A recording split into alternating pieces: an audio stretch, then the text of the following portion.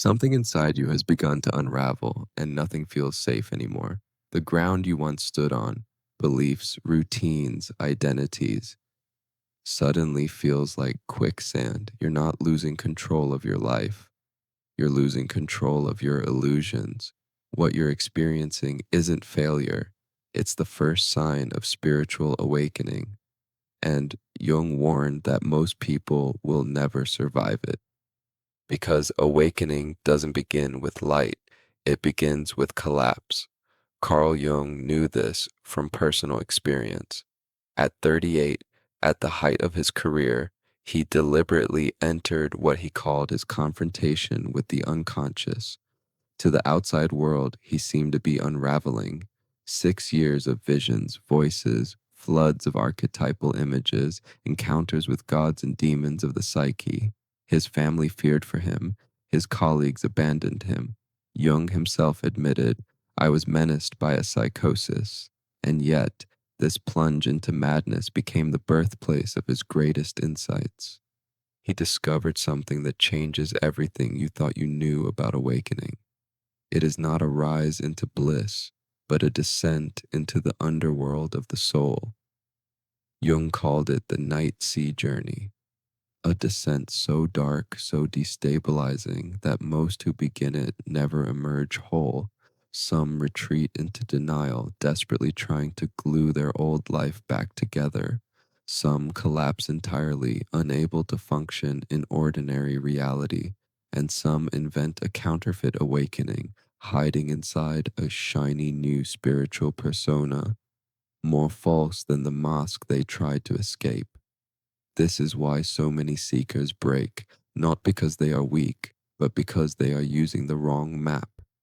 They expect enlightenment to feel like ascension, so when their psyche begins tearing them apart, they assume something has gone horribly wrong.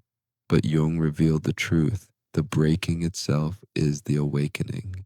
Think about the symptoms you felt: anxiety, isolation, the creeping sense that you're losing your mind while everyone else carries on as if nothing has changed. These are not malfunctions, they are signals. The psyche is dragging you beneath the surface of your carefully curated life, into the raw depths of the unconscious. This is not a mistake, this is initiation. And here lies the first devastating paradox. Your psyche does not want you to awaken, it wants you to survive.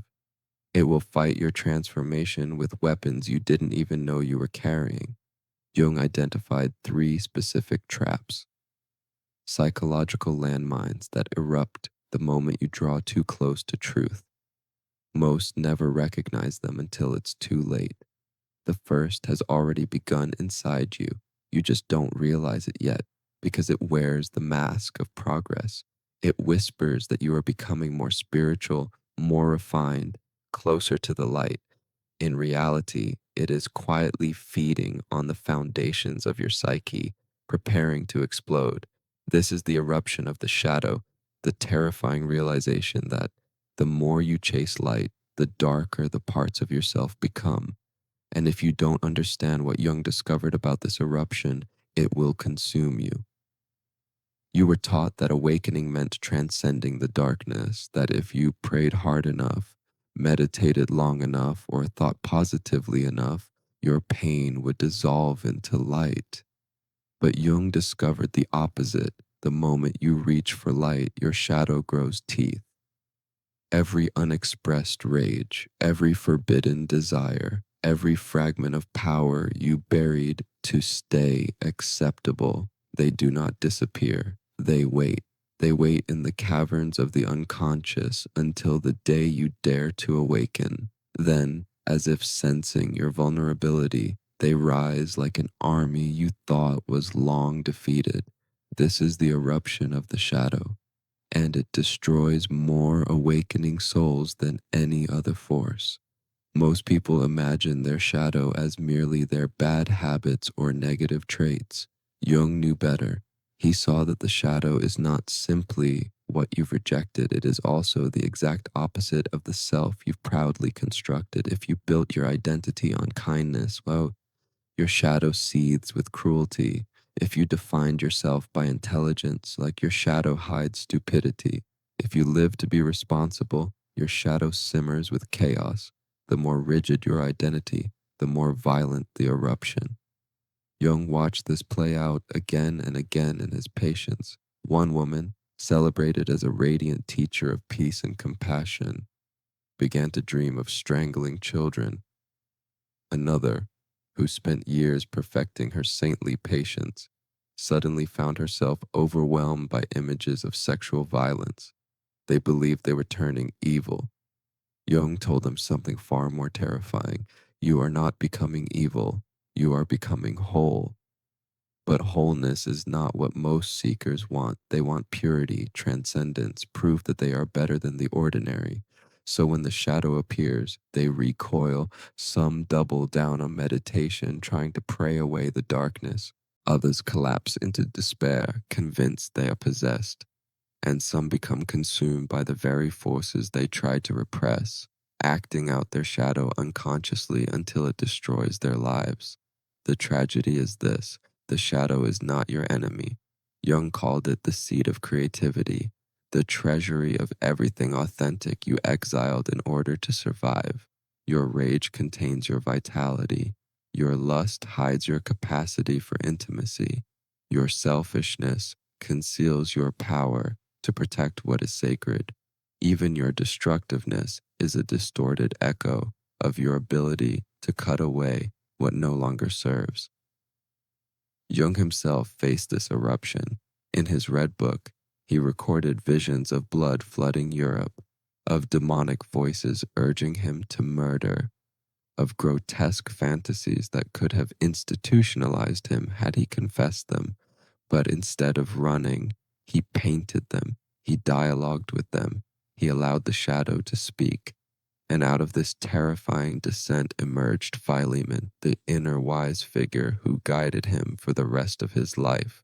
This is the secret most never learn. The shadow is not trying to annihilate you. It is trying to return to you the power you abandoned. The people who survive awakening do not fight their shadow. They turn toward it and ask, "What truth do you carry that I have been too weak to hold?" But here is the danger. Most spiritual communities despise the shadow. They will tell you to transcend it, bypass it, drown it in light. Jung called this spiritual criminality, the act of building a holy mask while your shadow festers underground. And when it finally breaks through, it devastates not only the seeker, but everyone who trusted them. Every scandal of a fallen guru, every perfect teacher exposed in hypocrisy.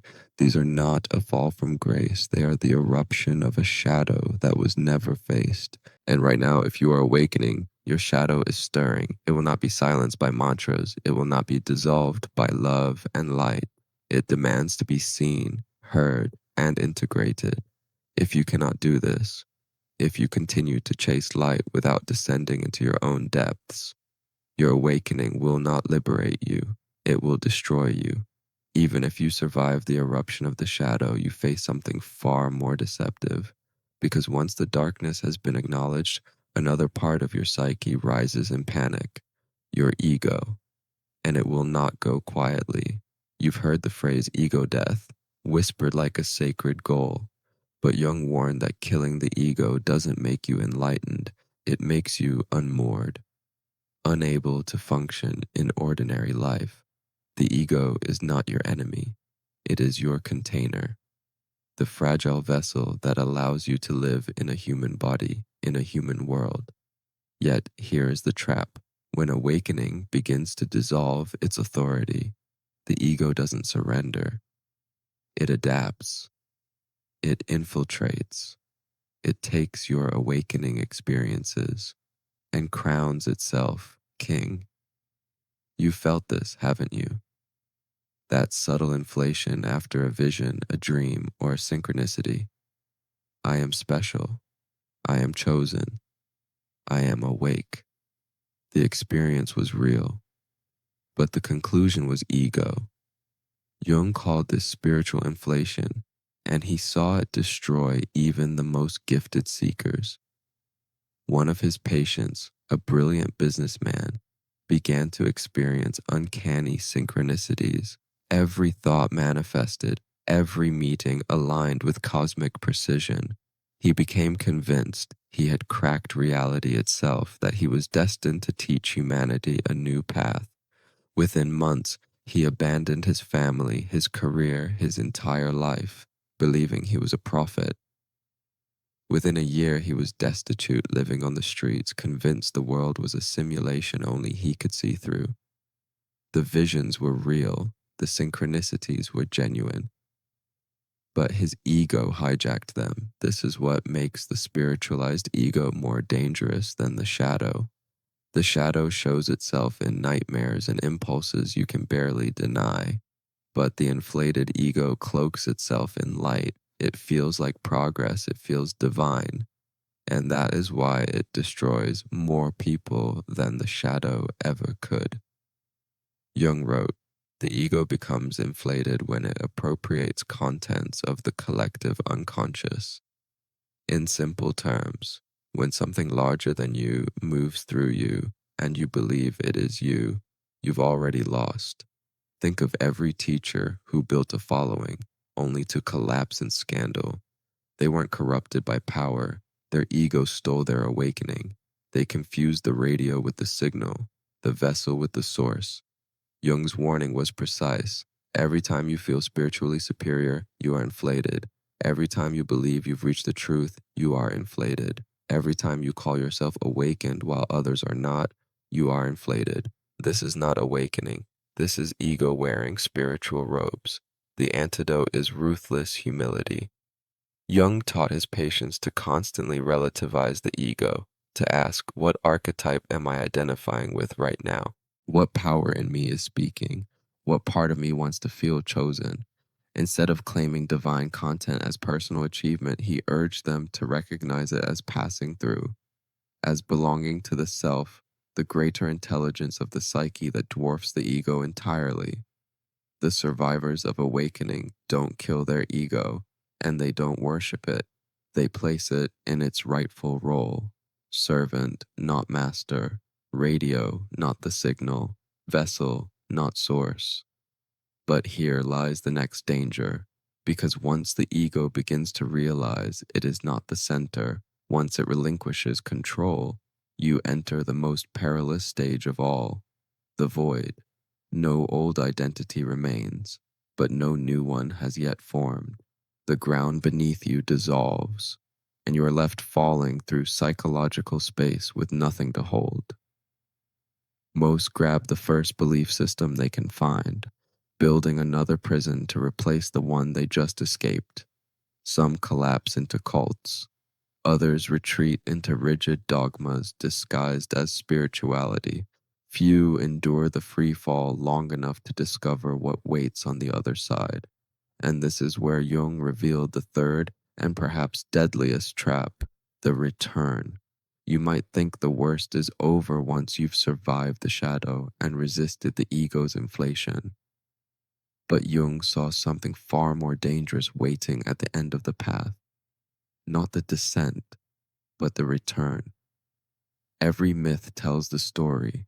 The hero journeys into the underworld, faces trials, discovers treasure, and returns home to share it. But what the myths don't emphasize is this: the tribe almost always tries to kill the hero on return. Not with weapons, with guilt, with dismissal, with ridicule. Jung called this the problem of the returned hero, because the truth is, your awakening is a mirror. It reflects everyone else's sleep. Your authenticity exposes their masks. Your depth reveals their surface. Your consciousness threatens their unconsciousness, and people don't thank you for it, they reject you for it. Jung documented this over and over. A woman who had integrated her shadow, discovered her authentic power, and begun living from her own center returned to her family. Immediately, her husband became anxious about her independence. Her children grew clingy and demanding. Her parents questioned her sanity. Every dinner conversation became a silent war. Comments like, "You've changed," or "Are you sure you're okay?" or "I like the old you better." They weren't malicious, they were unconscious. But the result was the same: relentless pressure to collapse back into who she used to be. This is the brutal paradox of awakening. If you stay awake, you risk losing connection with those you love. If you go back to sleep, you lose yourself. Most cannot hold this tension. They either abandon everyone, drifting through life as spiritual refugees, homeless in the soul, or they abandon their awakening, choosing belonging over truth, slowly suffocating in the very persona they once fought to escape. Jung himself experienced this. After his descent, he found ordinary social interaction almost unbearable. At dinner parties, he could see everyone's shadows playing out unconsciously: the host's repressed rage, the wife's unspoken seduction, the guest's projection of his mother onto the hostess. What was invisible to them blazed in his vision like a puppet show. He couldn't unsee it, yet he also couldn't speak it, because doing so would have torn the fragile social fabric apart. So he sat in silence, carrying the agony of double vision, seeing truth no one else could bear. This is why so many awakened souls withdraw, not from superiority, but from necessity. Once you've seen through illusion, to pretend otherwise is to betray yourself. But to live your truth in a world built on illusion feels like nails scraping inside your skull. Every shallow conversation, every unconscious projection, every demand that you be normal cuts against your new frequency. Jung's solution was radical, selective participation. He built his tower at Bollingen not as an escape but as a sanctuary, a place where consciousness could exist without compromise. He limited his exposure to unconscious environments, entering them in short bursts, always followed by retreat into sacred solitude. He called these spaces teos, containers for the sacred. Without them, he believed consciousness itself would collapse. Most people never master this balance. They either vanish into hermitage or become actors, wearing a spiritual mask in public while secretly dying inside. But Jung taught something else: the art of holding opposites, remaining fully awake while fully engaged, seeing everything but judging nothing. This is what he called the transcendent function, the ability to live in both worlds at once without being destroyed by their tension. Few achieve it, but those who do become bridges between dimensions of consciousness, embodying their awakening in ways that allow others, slowly, gently, to glimpse their own. Still, even this is not the end, because beyond the return lies the hardest truth of all. Awakening never stabilizes. It is not a destination, it is an infinite spiral of dying and being reborn. And this daily death is what breaks almost everyone who tries. You thought awakening was a moment, a breaking open, a revelation, a permanent arrival into peace. But Jung discovered the opposite. Awakening is not an event, it is a lifestyle of dying. Every day, something you thought was true dissolves. Every week, another identity crumbles. Every year, a deeper layer of shadow surfaces. Awakening doesn't complete you, it dismantles you again and again until you learn to fall in love with death itself. Jung lived this truth even in his 80s. After decades of shaping modern psychology, he confessed that his unconscious still stripped him bare. Near the end of his life, he dreamed he was back in school, a student once more, ignorant beginning again. The message was clear: no matter how far you go, the psyche will remind you. You know nothing. This is the price of consciousness. Eternal beginner's mind. Always dying, always being reborn, always discovering that you are not who you thought you were. Most people can't bear this. They want stability. They want to arrive somewhere final, to say, "Now I am healed. Now I am awake. Now I am done. Jung told a patient who asked this very question after years of analysis, when does it end? His answer was devastating. Never. Because the unconscious is infinite. You don't finish infinity, you explore it. And so, the ones who survive spiritual awakening are not those who conquer it, but those who learn to surrender to its endlessness. They stop looking for arrival. They stop chasing finality. Instead, they embrace awakening as a spiral of continual dissolution. They fall in love with the cycle of endings and beginnings, of crucifixion and resurrection, of death and rebirth. This is not morbid, it is liberation, because every death of identity makes space for something truer. Every collapse reveals a deeper foundation. Every unraveling exposes a more authentic thread of the self. Jung called this the union of opposites. To live awake is not to choose light over dark, but to hold both. Not to escape suffering, but to suffer consciously. Not to transcend matter, but to marry it with spirit. It is a paradox that destroys the unprepared. The more awake you become, the more you realize you will never arrive. And yet, paradoxically, this endless dying becomes the source of your wholeness. The shadow does not vanish, you learn to dance with it. The ego does not dissolve, you learn to relativize it. The return does not get easier, you learn to carry truth silently, like a flame hidden in your chest. This is what Jung meant when he said, the privilege of a lifetime is to become who you truly are.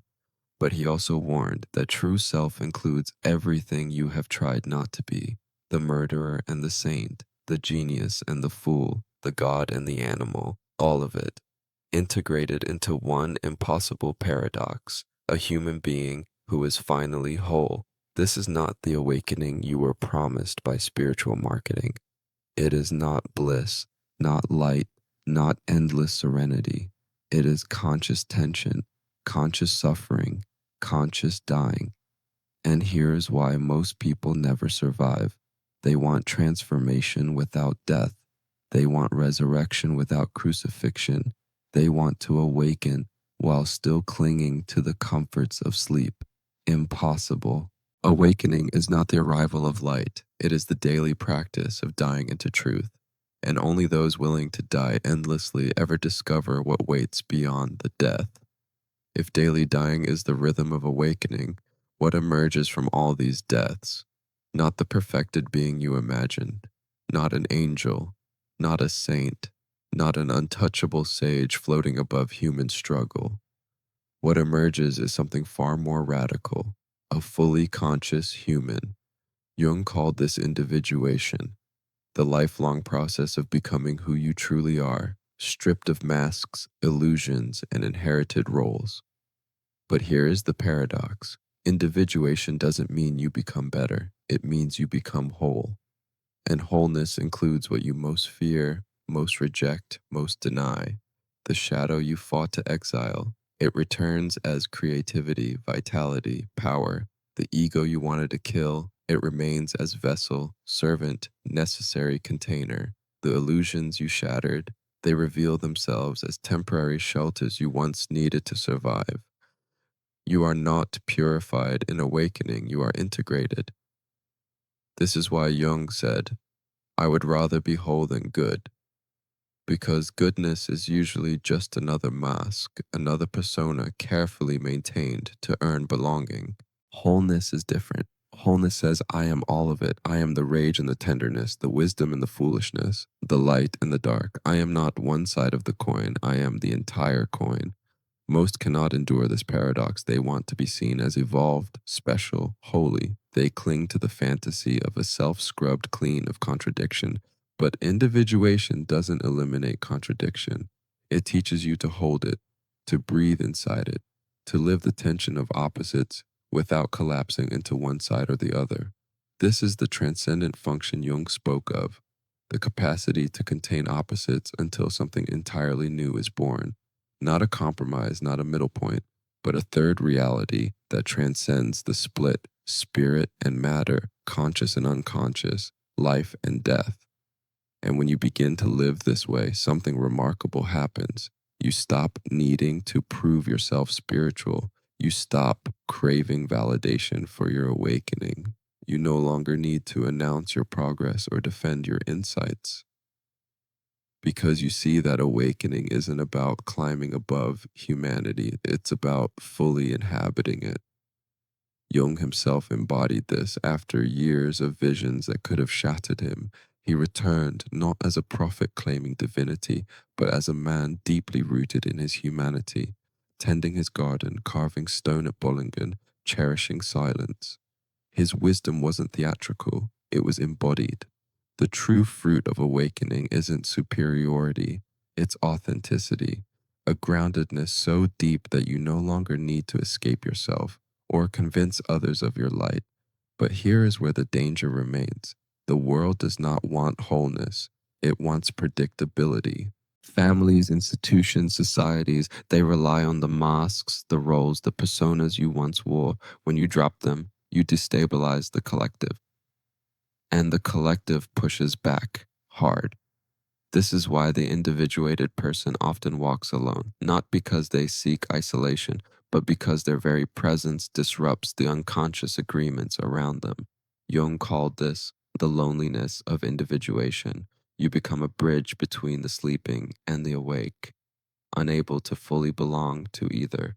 And yet, this loneliness is sacred because it proves you are no longer fused with the unconscious of the tribe. You are living as yourself, not as the role assigned to you. This is the paradox of wholeness. It liberates you into authenticity while exiling you from comfort. It gives you yourself, but takes away the illusions that kept you safe. And it prepares you for the final revelation of awakening, that what you have called survival was never the goal. By now you see the truth. The self you thought would survive awakening is gone. And this is why most people never make it through. They are still trying to save who they were while becoming who they are. They want both, the illusion and the truth, the comfort and the transformation. But Jung warned, impossible. You cannot awaken and remain the same. Something in you must die, and not just once, but daily, endlessly. This is where the final paradox appears. Awakening was never about survival. It was never about holding yourself together or proving your worth. The goal is not to survive awakening. The goal is to be so completely undone that survival is no longer the question. Jung discovered that the self, the archetype of wholeness, the center beyond the ego, does not need to survive. It needs to express. It longs to move through you, to become visible in your gestures, your words, your choices, your life. What dies is your persona, your masks, your desperate strategies for belonging. What emerges is expression, raw, unfiltered, paradoxical, impossibly human. And here is the irony. Once you stop clinging to survival, you discover a vitality greater than survival. You discover creativity, power, love not bound by conditions, a freedom that doesn't need approval, applause, or recognition. Jung wrote, "The privilege of a lifetime is to become who you truly are." But he also warned that becoming yourself means embracing everything you are not, the murderer and the saint, the animal and the divine, the shadow and the light. Only then can you step into individuation, not as an escape from humanity, but as its deepest embodiment. This is why most people never survive their awakening. They try to cut deals with the process. They want resurrection without crucifixion, bliss without descent, wholeness without shadow, truth without death. But the ones who endure understand. Awakening is not the polishing of the self, it is the burning of the self, again and again, until what remains is not a perfected identity, but a living paradox, fluid, creative, authentic, whole. Jung himself lived this until the end. After decades of descent, visions, collapses, and rebirths, his final dreams returned him to the beginning. as a student, not a master. His unconscious whispered, "You know nothing," and instead of despair, he received it as grace. To know nothing is to remain open, alive, endlessly capable of rebirth. So here is Jung's message to you. Stop trying to survive your awakening. Let it strip you. Let it ruin every false identity. Let it burn away every persona, every mask, every fragile construction you once thought was you. Because what comes after is not survival, it is freedom. Not comfort, but truth. Not arrival, but the endless unfolding of a life aligned with the self. You are not going crazy, you are going sane. The world only calls sanity madness because it has grown accustomed to sleep. The real question is not, will you survive your awakening? The real question is, will you let it complete you?